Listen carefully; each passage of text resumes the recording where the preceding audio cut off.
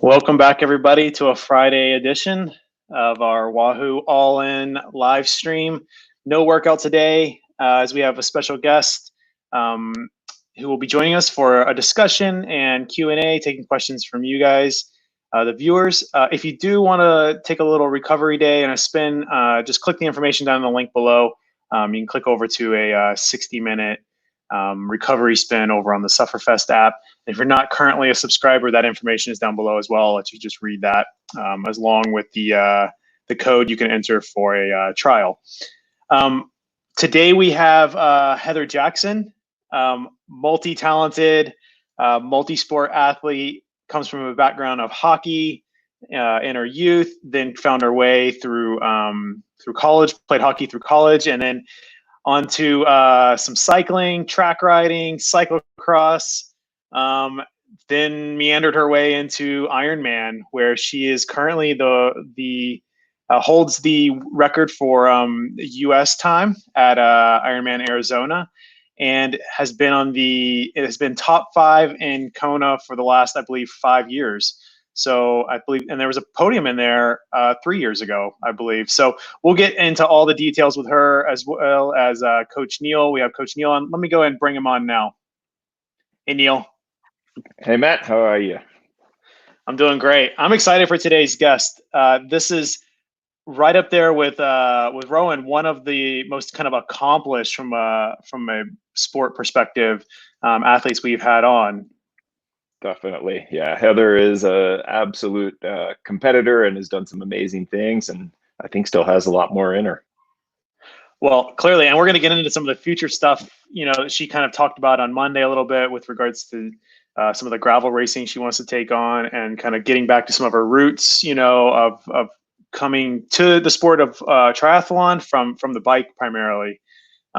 So I'm excited to get into it today, and I know I will be sitting there wanting to jump into the conversation because it's going to be so interesting. So you guys are going to have a blast.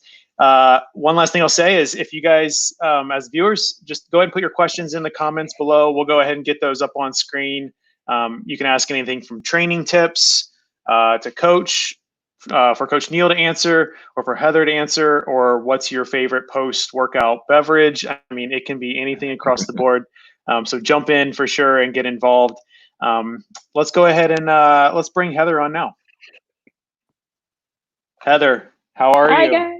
Good. How are you? Thanks for having me again. Hey, Neal. Welcome back. Thanks. You're still in, you're in Tucson, Arizona, where it's heating for sure. Yeah, we definitely had a little heat spurt this week. It was up over 100 for like 3 days, but now it's going back down. So only in the 90s right now. Only. Right. Yeah. Well, you're in Boulder, Neal. I mean, that's like a very rare for you guys. Yeah. And the difference here in Atlanta is it's 90 and like 95% humidity. So it's like the heat index is crazy. So Heather, before I let you guys jump into it, with regards to heat, just to get right into the question, because I have a feeling it's going to come up. What do you do when you train in the heat? Are you still going outside? Or are you just doing real early? Or you move your workouts kind of indoors? What do you do when it's like 100 degrees? Yeah, for sure. I mean, this past week, we've basically been getting up at like 4 a.m., which anyone who knows me knows that's not normal. So we've been riding basically from like 5:30 till maybe 10:30 just the last couple days. Wadi's out riding right now. It's just past 9. So if you can get your training in before like 11, if you want to go outside, that's usually the best option. But yeah, it takes about, I would say, a week for me, a week to 10 days. And then not that it gets better, but yeah, you kind of acclimate a bit. So one of the primary reasons why we started coming here, especially right before Kona. So it's weird because I go outside right now and I literally feel like I'm in Kona prep, which is like a good and a bad, because it motivates me. Like I have that feeling, when you go somewhere and you're training for a specific event, but then obviously it's a long ways off. And yeah, it's May. You're like, not yet. Exactly. It's So, weird being here this time of year because we're usually February, March here, and then again in September pre-Kona. So this is different for us to be here right now, but it's pretty cool. It's just like a new environment and a new place to be this time of year. yeah, we had a comment here from John. John, I'm sorry, I'm not even gonna say your last name because I know I'm gonna mess it up. But he said it's actually snowing in Michigan today, so it's all over the place right now. I know, seriously. So, well, listen, I'll let you guys jump into it, and I'll send over the questions as they come through. Awesome, Matt. Thanks, Matt. Thanks. Well, thanks for joining us, Heather. It is good to have you. And I think we probably have some folks who didn't get to tune in on Monday. So I would actually like to kind of start with a little bit about your background. Matt mentioned a couple things. So you played hockey in college at Princeton. And what position did you play? That was my one question. I wanted to know where you played, what position. Yeah, I was a right winger, so I definitely didn't have like the stick handling skills and finesse. I was more of just like full brunt force. Like I was fast. I was smaller than a lot of the ladies, but in the corners, digging the puck out, feeding it to our center. More of that style player for sure. Nice. Okay. Well, that's one of those things that people come to triathlon from a lot of different backgrounds, right? You come from a hockey background. I actually know another pretty good triathlete. She's a younger athlete that I coach, and she played hockey, through younger ages, and then kind of switched over to triathlon and has done pretty well. She races more on the ITU stuff now. Has been junior and U23 world champ. Taylor. Yes, I know who you're talking Taylor about. Nib. Yeah. So she likes to go fast too. Totally. But I used to. She's a good cyclist too. She does pretty okay. Yeah, definitely. Interestingly, I coached an ice hockey player at the end of his career. He started racing bikes actually during the NHL lockout back in, I think, 2004 or 2005. I got a random call from this guy. Just got a call. This guy's like, "Hey, my name's Curtis, and I'm going on a travel trip over to Tour de France, and I want to climb the Alpe d'Huez in under an hour." And it's like, okay, like that's a significant task. Like he didn't say that he played hockey or anything like that. It's just like, "Hi, my name's Curtis, and I ride stationary bike a lot. And I want to ride the Alpe d'Huez under an hour." And it was like, that's not an easy thing. And so I actually talked to him about like coming into the lab, just getting doing some baseline physiology testing where his fitness was, because literally, I think this was like early June. So it was like post playoffs and everything. And he had like a month, maybe 5-6 weeks, something like that until the trip.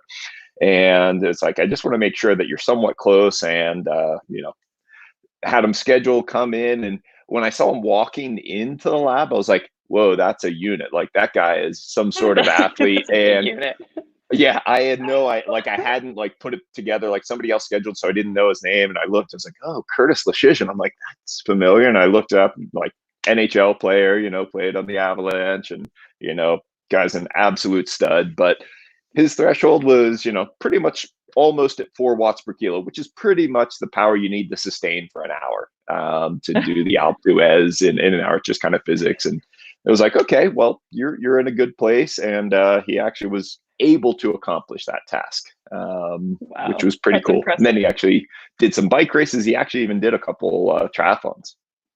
Nice. That's awesome. So, I think we see some translates over pretty well to cycling for sure. Definitely. And there's some other hockey players that got into cycling, and I'd say maybe a little bit less back and forth, but it's pretty interesting where those backgrounds come from. So yeah. Swimming for you. So did you grow up swimming, or was that something that came with the sport of triathlon for you?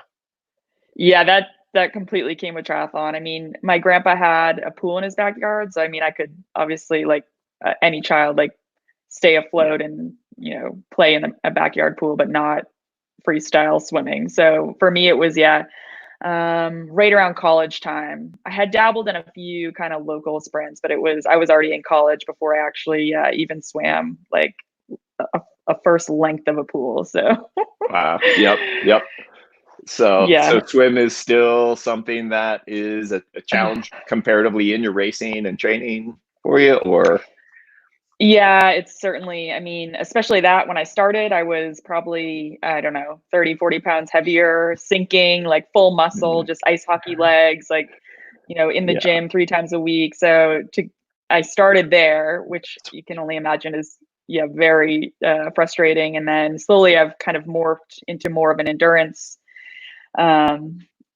sport versus say ice hockey, but still it's like I find little gains, but it's crazy the amount of time you can invest in the swim and only find like 30 seconds versus the other two sports. So it's been a tricky thing for me just to like, well, what is better? Like knowing I can ride up from a deficit and put, I'd rather go ride for 6-7 hours versus or an extra bike session a week instead of a swim. But then it's that tough balance because you can't win it with the swim, but you can also lose it. I mean, I've lost races before by, very little, 10 seconds, 20 seconds, 30 seconds. And that was the 3 minutes I lost in the water. So it's this super tough balance with the sport for me.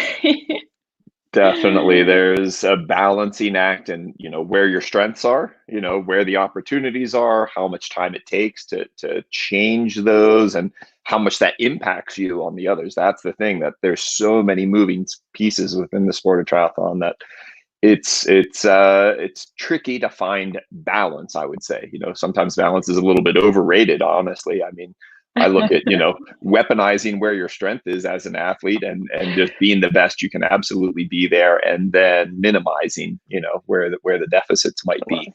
So totally. Looks like we have, Ian. we've got some taunting going on here. Maybe not taunting, but some encouragement. So Ian Boswell, who he's ridden bikes a little bit, pedals okay. Just a little. He asked, he's pleading for you. Will you please go for the QOM on Mount Lemmon, which is there in Tucson?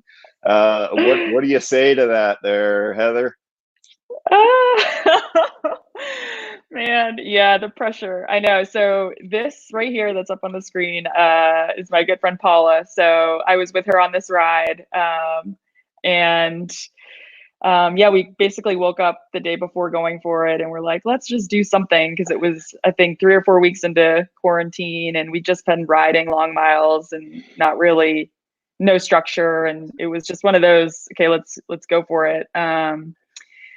We started together and I might have gone out a little too hard, which is standard for me.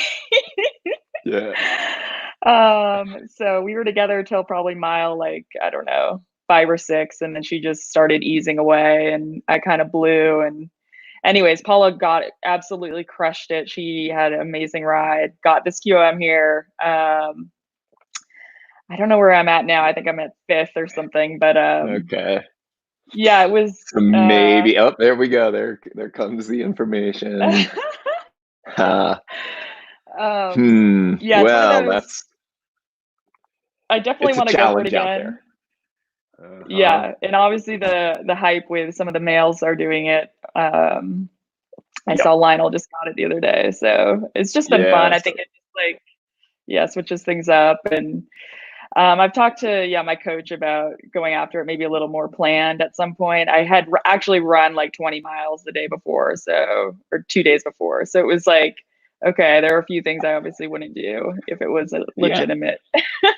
If you're going for a full effort, a 20-some mile run 2 days before is not ideal preparation for your absolute best output, But there is that task specificity, getting ready for, man racing and whatnot. That's, interesting. So maybe a fall time in your prep towards Kona, potentially, something like that might be a good time. For sure. I mean, I think the second, it's like a go ahead. It'll be part of the schedule, I think. It's coming. Definitely. No, that's great. And good to see you guys out there. And I know Paula pretty well. I used to work with her. Right? For several years. So she's definitely got some goods though. She's as well. strong. So she earned that day, no doubt. So yeah, for sure. that was not an Sure. easy one to take anyhow. So it's good to have some goals and targets though. Yeah. All right. Well, let's talk about some other things. So like the bike has been where you've probably made some of the biggest differences in races for you, right? And you back that up though with a heck of a run. Huh? Thanks. I mean, Yeah, if you're no, going to the have the run's tough. fastest time, an 8:39 Ironman, you can't do that without running pretty darn fast. So, Yeah, the run has been an interesting one too, because obviously come again from ice hockey and needing to, I guess, kind of transform my body from ice hockey. I had the legs from for the bike, but yeah, for the run, it was also kind of this process, but it just came way quicker for me and more successfully than the swim has. So it's still, yeah, I'm not sure. I've got like super short little legs that I can just turn over quick. So I've got that high cadence, little yep. short stride. Um, but for me, yeah, I think it's coming off like a stronger bike, or I guess, sorry, the stronger or more fit you can be on the bike, the less it might take out of you on the run. So I've been able to, I guess, figure that out. The biggest thing early on for me was just over biking and not being able to run at all. So finding, again, talking about the balance of like, okay, how hard do you push on the bike? And then, but still be able to run. And so for me, the Ironman was the hardest because you have a marathon. I think you can get away with, say, Olympics and halves, just going all out on the bike, and then you have to get through a 10K or a half. But when you have 26 to run, it's a little different. So it's been, Yeah. learning how to hold back a little bit on that bike, just to, Yep. not detonate on the run. Managing the effort. Well, what do you pay attention to when you're in a race? Like, do you look at heart rate, power, speed, like anything in particular, or some like global feelings or anything in particular? So I train with power when I'm training. It's more so like for my coach, just to watch. I'm not necessarily the biggest numbers person. I mean, I am in that like I know general ranges, but I'm not a diehard live by it. Like, yeah, I went through a period of that. It's funny, I've talked about this before to people. Just I've gone through, I think, every phase. Like I didn't have any information my first couple of years racing at all. It was all by feel. I had a simple like watch. And I'd be like, okay, I'm an hour in, like only such and such to go. Like, and then I got all the information, heart rate and power, and I would like get so upset if I missed a certain number for intervals, and that Too much. yeah, it kind of built and built and built over say 2 or 3 years of that. So I took everything off again, and I went back to no data, and now I'm back to having it on for training. When I race, I don't usually look at it. I actually put up on my Wahoo bolt, the map screen, and then at the top is the overall time. So, and I use the lap button. So I like to use the lap button just for like whatever the distance is. It depends. Like for a half, I might do every 20 minutes and I'll lap it.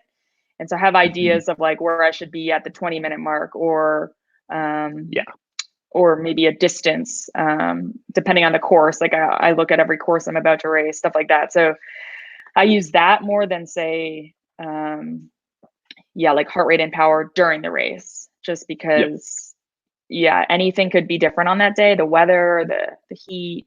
When you use time, you can also, it helps to manage your fueling. So 20 minutes in, like, have I gotten through half a bottle yet, or whatever I'm trying to hit for the day?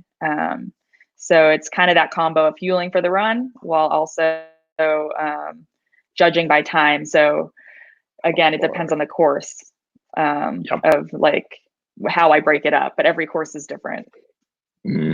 Well, this year you're going to be doing some longer gravel races are on your schedule, so a little bit of a change there. Like strategy for fueling there. Do you have any particular things that you've been thinking about and how to manage that, or how you're planning on managing that? It's funny because I've talked to various people about this. Just obviously, I had a super awesome experience in February with the Wahoo Frontiers group. We all came together in Boulder. We saw you there, and just chatting with people who have done kind of these longer gravel races before. For me, it was interesting just because I feel like I have been doing this with Ironman, maybe not as long, for instance, something like a Dirty Kansas, 200 miles. But that's what Ironman's all about, is fueling on the bike to get you ready for that marathon. So I'm used to it. I've already trained my body over the last, however, 5-6 years of usually I'm all liquid. So just liquid fueling. Obviously, coming into a race like a Dirty Kansas, you have to figure out, I think there's 2 aid stations. So that's, I guess, or I think it was Pete Stetna called them pit stops. So a couple pit stops. So you have to either carry your own or figure out how much you can carry on your bike, versus Ironman, you have it every 10 miles. So you can plan, okay, I'm grabbing 2 bottles here. But I've trained my stomach for liquid calories. That is largely because you have to run after, so you don't want a lot of food in there. So I don't know if that means shifting over to maybe some more solid. It is a longer day than a 5-hour bike. It's obviously for females. I want to say it's, I don't even know, 10 or 11. 200 miles in the 10 plus. So, but I'm used to the fueling. Like when I'm in Kona, I drink every 5 minutes, and I have my Bolt set every 5 minutes. So I'm used to that. It's ingrained in me. But yeah, that's definitely, I think, one of the biggest things for those longer events. Definitely. Are there any, so Becca has asked, are there any, which gravel race are you most excited to do? Like, there's a lot of them out there. Like, which ones are you really thinking about? I mean, you mentioned DK there, so. Yeah. DK has been the one that's really kind of stuck out to me just because of the distance. And it is one of those unknown challenges. It is longer than a lot of the other ones for sure. So that's why that one has, and I have had some friends that do it, and Waddy went out last year just to check it out and said it's just a super cool vibe. Reminds him of triathlon, early on, just so low key. And I was looking forward to possibly the Oregon stage race this summer, depending on how it fit into a possible schedule, just because I live in Bend, and my friend helps run it, but it just a fun adventure stage race. I've looked at, I had been planning on Belgian Waffle Ride, and then potentially the new one that's being put on in Asheville, because another really good friend of mine is helping kind of organize that one. So, and I've never been to Asheville. I've heard it's amazing. It's got a good brewery scene down there, good riding. So yeah, those were kind of the couple that stood out, at least this year, as I kind of tried to balance still doing tries and some of these. So I had picked, I think, 2 or 3 to include in there. Obviously now we'll see how things shift and what I can fit in and around each other. But yeah. And that's, it's an interesting part of it. How to manage those type of events and preparation for still, Kona being a high priority for you, and balancing out those demands. But I think it's an undervalued aspect for most triathletes of, there's great bike races and events out there that, actually getting ready for Wildflower. 20 years ago, I did the Boulder-Roubaix road race, and I think it was 50 some miles in my category, and then I ran about 10 miles or something like that off the bike out on the dirt roads around the Boulder Res, and it was just one of those things. It was this is great preparation for that. Yes, I wanted to do the race and do well, but my bigger goal was a couple weeks later at Wildflower. So there's some things you can take away. Yeah, no, exactly. That's yeah. Looks like that was my line of thinking for sure as well. Yep, they add towards it. We have a question coming in from Drew. What's the longest ride that you've ever done? Would DK be your new longest, or have you done longer than that out there, training or racing? I've never done 200 miles. I think my longest was maybe around 150 in prep for Kona. On my TT bike though, which is way, way faster. Obviously, it's on road. I think it was maybe like a 7 hour ride, 150 miles, pretty flat rolling. So way different than 200 miles on gravel. That's definitely much slower. A couple weeks ago, I rode, it was basically 9 hour ride. That wasn't planned actually.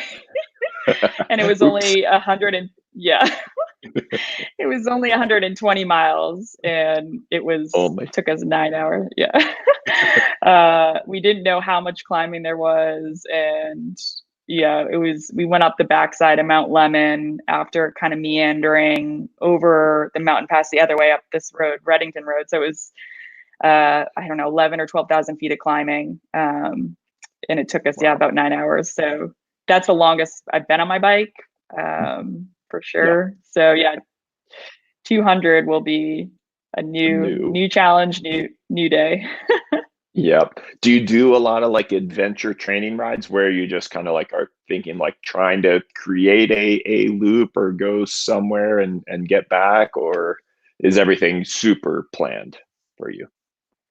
Well, a mix. Part of this whole like current situation has actually like almost ignited this love for just riding even more, because with races so far off, it's been this opportunity, I guess, of just not necessarily having as much structure. Like, okay, I have 6 by 20 minute efforts day. Like I've just been doing a lot of aerobic base and strength work, big gear, but more just kind of maintaining until it is time to put that intensity in. And so this right now has actually been an amazing opportunity, and just I'm grateful for where Wadi and I were when this all went down, because we have gravel roads everywhere. We weren't that strict here in Southern Arizona in terms of, we were still encouraged to get outside. So again, super grateful for that opportunity. But for me, like you were just asking, planning stuff out, like we've just literally been,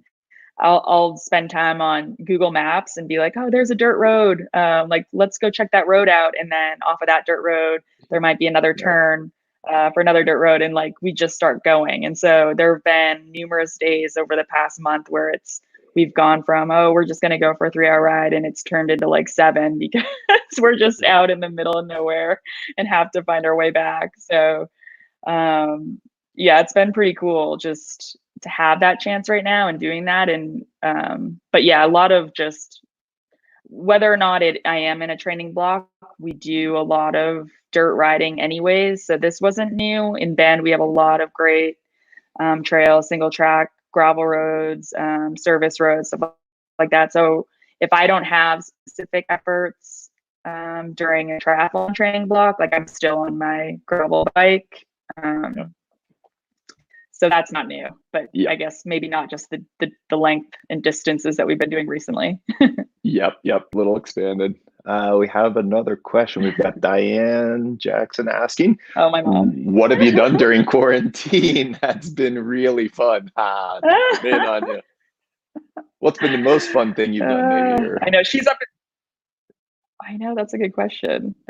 Probably those adventure rides, to be honest. I mean, yeah, we're down in Tucson. She's up in Bend, where we're slowly going to migrate at some point. We're watching the weather still, obviously, but yeah, I think just the gravel riding. It's literally like we get up and just start riding, and it turns into this crazy adventure. And it's been, I guess, really fun just not having that like pressure of a race coming. I'm still training hard, and I'm actually training more than usual. But again, like I was saying, it's low intensity, just aerobic. It's just longer hours, basically on the bike. So that's just been fun, having that kind of flexibility and time to just go ride and not be like, okay, like 30-minute warm-up's done. Like, here come my 1-minuters. Specifics, like, we're just riding. Pull back a little more. Yep. That's a good idea. Yeah. Have you been fortunate enough to be able to get in some water, or are you doing all dry land, or what's your swim capacity right now? What do you have access to? I've been fortunate enough to get in early on. We got in, we were probably getting in 3 to 4 days a week. We were driving down to Patagonia area, which is south of Tucson, but there's a lake down there. There's a couple lakes down there actually, but it was freezing. So it was, yeah, you could barely stay in for probably 30 minutes, I think was our max. We got in a couple 2K swims a week. One of the weeks we got in like 3 or 4. But then, yeah, the last couple weeks with it heating up, it's gotten super crowded. Like everyone's kind of going there, so we haven't gone. It's obviously stay away from crowds. It's not worth it. Yeah, Yep. but so yeah, I didn't miss like say 2 months straight. I was, keep the feel. For me, it's, I don't know. I mean, but yeah, I've been doing a lot of dry land, like bands and cords, and just get the strength up, which hopefully that translates as well, just to, I guess, keep my lats engaged. Exactly. And when it's time, when you have access, then able to get in a little video from Patagonia there. Yeah, this is, oh man, it's beautiful down there. This is some of the riding we've been doing. So, yeah, there's like a tiny little town, Patagonia, and then we were just camping. This was when Eric and Paula were, they were living in their van, but they were down in Tucson. They've since migrated north up to Oregon again, but we would just pull off. You're allowed to camp anywhere in national forest. Mm-hmm. So we would just pull off dirt road, and they have a van, which is like super luxurious. So Waddy and I just sleep in the back of our Element. We've got like a thick camping pad and just put that down, and bikes on the roof. And yeah, it was super fun. Definitely making the most of it. That's the key. I mean, the situation is what it is. It's how you manage, Yeah, exactly. What's possible. Let's see. So let's see. I've got a dad joke for you. What do you call an alligator wearing a vest? Ew. An investigator. Had to throw at least one of those in today. Just for those who follow my Twitter feed. I did taunt them with the potential of a dad joke in there. So, how many kids do you have? I have 2. I have got one younger one and one who's now older. She lives. So Renee's down in Denver, and Abby is here. She's finishing up middle school, which unfortunately they're not going to really have the same kind of normal, graduation type things, but is what it is there. Yeah. Hey, Heather. So I want to hear your perspective on, and we've kind of had a few little questions about this, but Kona 2020 happening, not happening, it's not official, but what do you think? Let's get the insider's opinion here. Well, we've been getting emails that they're making the call this month. So within the next they said within the next 2 weeks. So obviously there were a couple articles out too that they were talking about moving it to February. My personal, this is off of no other information besides my own thoughts. I mean, I don't see how, not that they would allow thousands of people to kind of go onto the Big Island, but that Hawaii would even want that itself, given how close it still is, I think, to everything kind of getting cleared up right now or moving into the next the phases of it. I don't know. For me, I don't foresee it happening in October. Also needing to plan with obviously all companies coming there, shipping all this stuff, stuff like that, where you think of all the other stuff that goes into just the race. I know they were talking about doing a pro only, some sort of event, whether that would be October as well, or that would be the February. The issue obviously that Ironman will have is everyone qualifying. There have been no qualifying races. So it's a smaller field when you're dealing with just the pros, that they could maybe come up with a solution of who could be technically allowed to start. But when you're talking about thousands of age groupers, and that might be tough for an October race. And even maybe next February, but I don't know. My personal thought is it's not going to happen in October, just given the numbers and the fact that it's on an island that everyone has to fly to from all over the world. and would such a small island want that many people coming in? But and it's from all over the world, like you said. Like it's not like it's just North America, you know, or just the island. I mean, it's all over the world. But that's kind of the heartbeat of Ironman Kona, right? Is the age groupers, you know, at the pros. Like, I mean, I think you guys bring the show, but the age groupers, like, that's the aspirational side of the sport, right? Everybody wanting to aspire to get to that place. Totally. And I don't know personally. The race would be so even if they did a pro only, like, it would be so different. It wouldn't even be. I don't know. I wouldn't enjoy it as much. It's not because I need people there, but just it is that community feel of everyone's out there going through it. And if it was just 100 people, kind of, and also the fact that not everyone's had different, I guess, situations going on right now. Obviously, Europe is way more difficult. Like, some people couldn't even leave their house. I know people that haven't run for 2 months because they didn't have a treadmill when they entered lockdown. So it's just not fair, I guess, when you're competing for that title of best in the world, if not everyone has had the same fair preparation. So qualifying is the big piece there. And it's like, what do you do, a digital qualifying, a virtual qualifying, but that's really maybe just a bike and a run, and you're like, does that really work? Like, I don't know. I'm not sure. Yeah. It's a lot of logistical challenges there for sure. Yeah. Just few. But, I just wonder if it's like, but if it doesn't happen, okay, so let's just hypothetically think for a second. All right. Yeah. Let's say that it doesn't happen in October, which I tend to lean with you. I think majority of the opinions I've seen from professional athletes tend to agree with that as well. Even if they move it to February, which I honestly don't really see how that works either.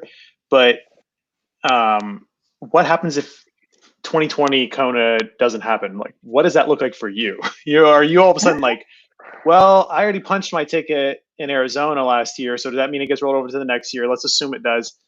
Does that mean you're like, man, I'm gonna just do all these other like crazy, like I'm free sort of thing? Like, what does that feel like? What does that look like for you? Yeah, no, 100%. I mean, for me, it's like, that's why I think DK has, and some of the other gravel events might have a more, I guess, likelihood of happening. Just, it's more, I guess, I don't know what the right word is. Like, Emporia, Kansas is like very remote. They can, I think, put on an event, depending on what sort of maybe protocols or new rules might need to be enforced, much more easier than obviously thousands of people from all over the world descending on an island. So I think some of those events are going to be more likely to happen. So for me, that's, I'm targeting more of those for sure. I think those will happen. And I was literally looking at the schedule the other day of a lot more gravel events for sure. I think those are kind of, like I just said, more likely to happen, and more something I think also that a lot more people are maybe going to look at doing, especially given what's just happened, because it just makes you realize like I think it's going to drive people to get back to doing what they love, and just appreciating the ability to ride, to get outside, being grateful to go on these adventures versus like, I think more so than maybe in the past. So it'll be interesting to see if more people start to go towards like new kind of adventures and things like that in their life. Yeah, the local adventures coming back for sure. Right? I think for so many years we've all destination, and it's Europe, and it's like, I was talking with someone the other day, a filmmaker, and he was like, yeah, we never show anything. He's in the UK. He's like, we never show any adventures in the UK. He was like, it's always like UK people going to Spain or someplace else. Right. Yeah. I was like, it's all going to be about the backyard adventure from now on. Door-to-door adventures. That's definitely where it's at. Looks like we have a question here from Dan. Coming from Kona. So Heather, how can a triathlete train for a gravel race? Well, what would you say are the major things you have to consider in training, and how you would tweak things for basically a long gravel race, let's say? Yeah, it's interesting. Thanks, Dan. Hope you're doing well. Yeah, I mean, again, this is my literally outside thought on it because I've never, I mean, Old Man Winter Rally was the first one. Obviously, I think I've talked to numerous people. I've talked to friends. I have a really good friend, Chris Bagg, who's been my training partner forever. And his comparison to the gravel events were that you need to, I'm like, what is it? Is it surgy? Like, do you need to be ready to stay in groups? Is it like, what sort of efforts should I be doing? And his message was that it's basically a long time of grinding in a bigger gear, just like, but steady, like that uncomfortable, I guess what I would almost say Ironman pace, maybe just like grinding, and it's for a long period of time.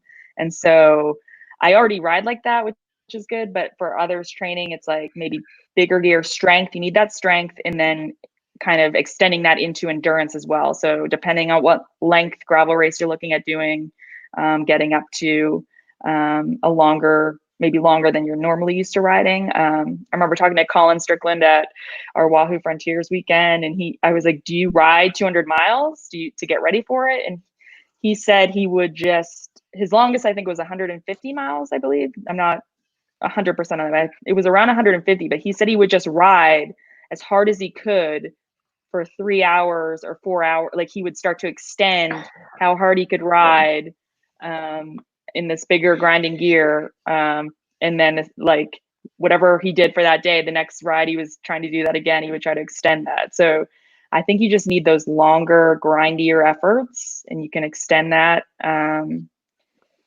This is my how your approach. Neal, what do you think? Yeah, Neal, what do you think? What do you see? Is it like lower cadence strength workouts, or?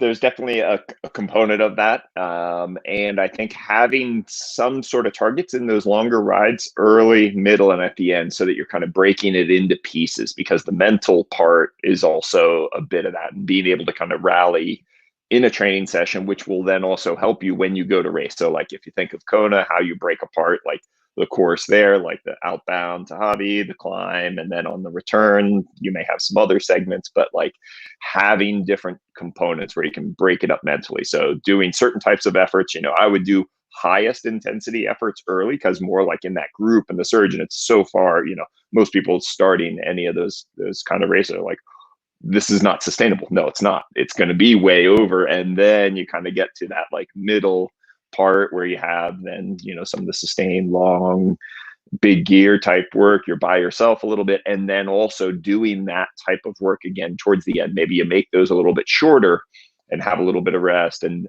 be able to kind of keep that focus. That's an approach that I would say, when I was getting ready for my first Ironman race a really long time ago in the 90s, we'll say, I had actually registered for a 100-mile mountain bike race a few weeks before that, which I was going to use as my biggest overload, just have it supported. They had a couple stations, and just having that other people around to do a 100-mile mountain bike race was going to definitely make, that 112 miles on a road bike just feel that much easier comparatively. But that would have been, more of the climbing and things like that. Unfortunately, the race was actually canceled because there was a thing. So I didn't actually get to do that. So I arranged a really long ride and met people. I did, different loops, and I met somebody to do this because nobody was going to do as long of a ride as I wanted to do by myself with me the whole time. So I just set up different groups of people to meet me and follow along, and again, break it into manageable chunks.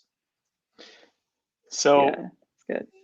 Heather, I'm going to bring up a little video here, and this was a clip that was taken at Kona last year. And, I think a lot of times I don't know if there's an official term for this, but you have definitely been kind of noted as one of the most, like one of the kindest competitors, in the sense of not so much. I mean, you go for the kill, but like you're very like aware of what's going on. And I just want to bring up this clip because I think it really highlights just how much of a sports, kind of how much sportsmanship you have. And we can kind of leave it at this because I think it's a really good clip. Let me pull it up here. Sorry, it was shot in portrait mode. This one. This thing should have gone viral, by the way. This should have ended up everywhere. ESPN, like, this is sport, and this is how you should be treating things. So it's in slow motion too, just to make it that much more epic. Is this from your sister? I think this was, right? Oh, I don't know who took this. I remember seeing it after. It's so tricky though, because she had been struggling to get that on the entire run through transition. And I felt so bad because everyone has been there. Like everyone, when you're wet and trying to pull your speed suit up, it's impossible. So yeah, that's cool. Well, just your awareness. And I think that obviously it lives up to the reputation that, you have as just being very kind. And I think everybody, anytime you ever meet someone that knows you, has raced with you, always has positive things to say. So I know, I'm excited. We're excited at Wahoo to have you. Obviously, you've been a long time Wahhooligan, but this year, kind of making some of that transition over to some of the gravel stuff and kind of changing things up there. We're excited for that change for you, and love to see kind of this attitude, come over into other aspects of the sport. And I think it's great that you're kind of challenging some of your own expectations and stuff as well. So really looking forward to hopefully getting back to racing. And there's a tiny piece of me that, like, I'm not going to say I want Kona to be canceled. There's a tiny piece of me that's like, maybe she'll get to ride like all the gravel stuff this year and really like take it on. So me too. As long as I don't have to swim. Yeah, right. I know. Soon enough.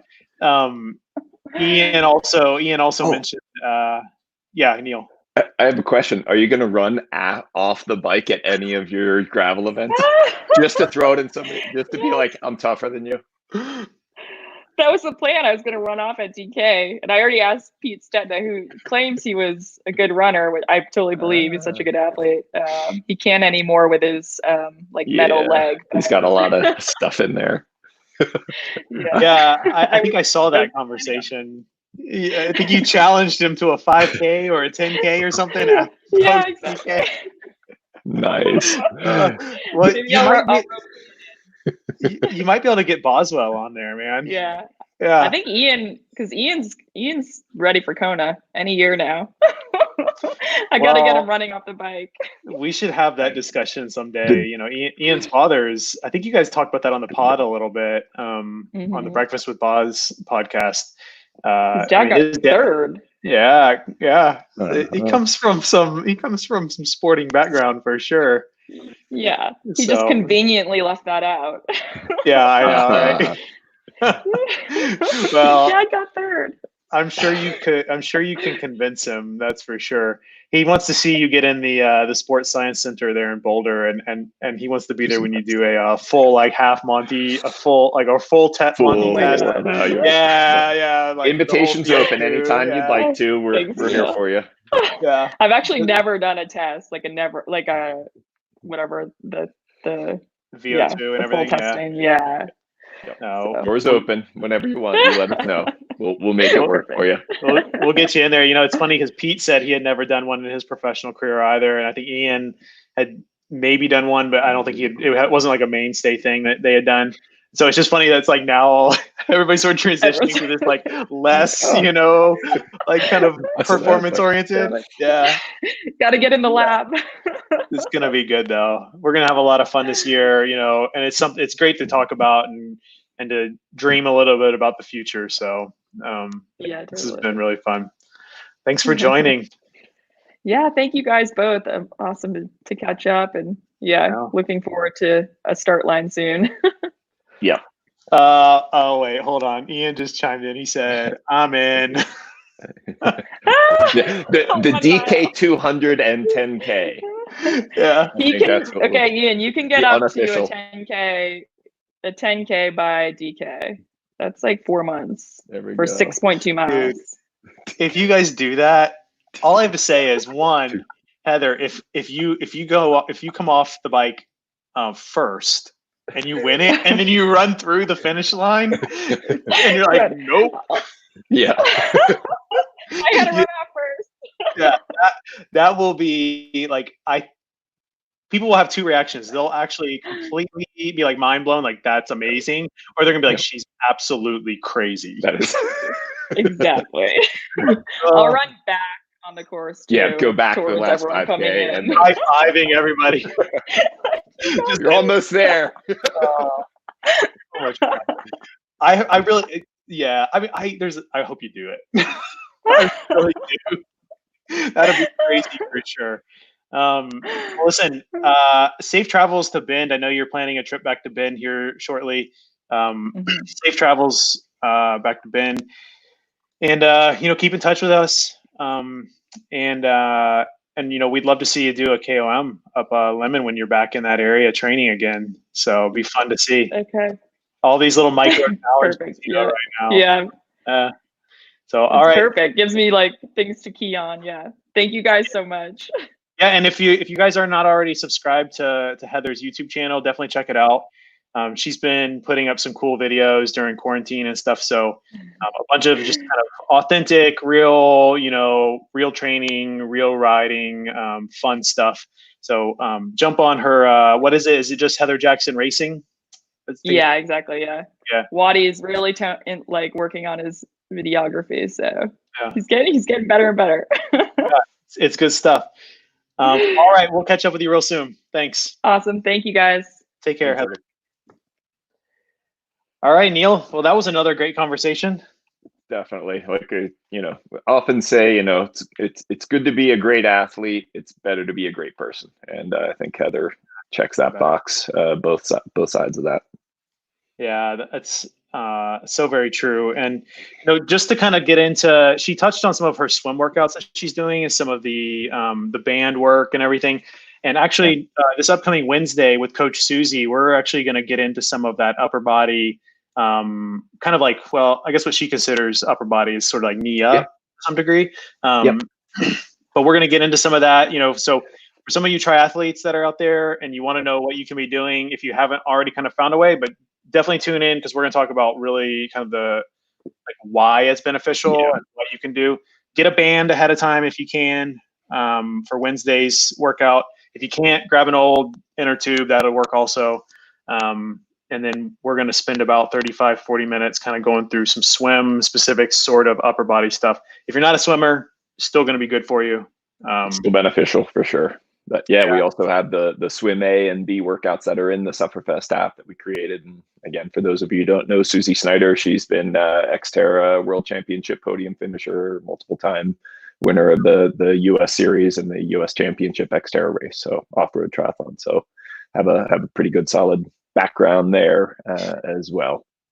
Yeah, and so that's Wednesday, but Monday we actually have something really cool. So we have from the UK, we got two guys from the UK, really big YouTube personalities, Chris Pritchard and Cam Jeffers. They're going to be joining us on Monday for the rookie workout.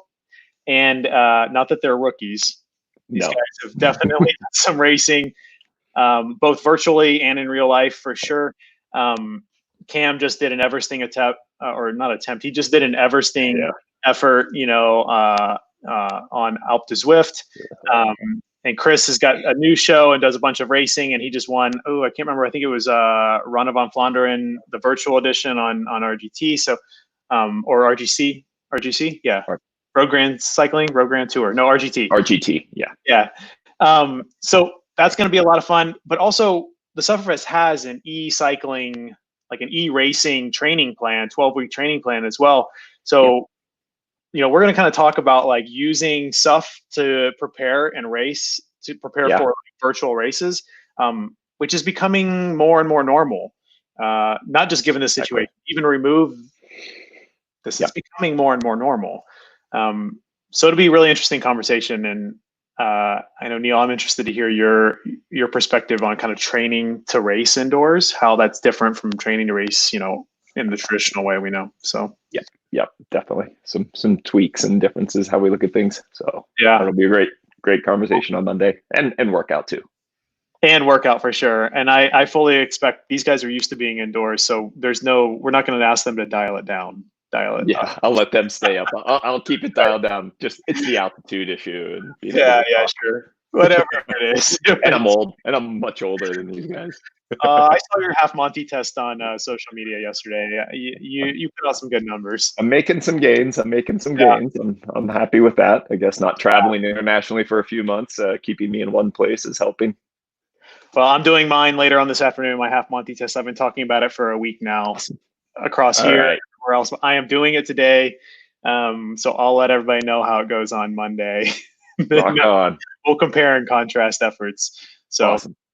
Thanks, Neal. I'll catch up with you later. And thanks, everybody, for joining today. We'll go and sign off from here. If you're not currently a Sufferfest subscriber, please go and check out the information down in the description below. Tune in with on Monday, 12 p.m. Eastern, Wednesday, 12 p.m. Eastern, and then next Friday we have DK winner from last year, Colin Strickland, on, and his teammate Katie. They're going to be coming on talking about a whole host of different things. It's going to be a little bit of a different Q&A for that. So join that as well. But everybody have a great weekend, and we'll see you back here on Monday. Thanks, guys.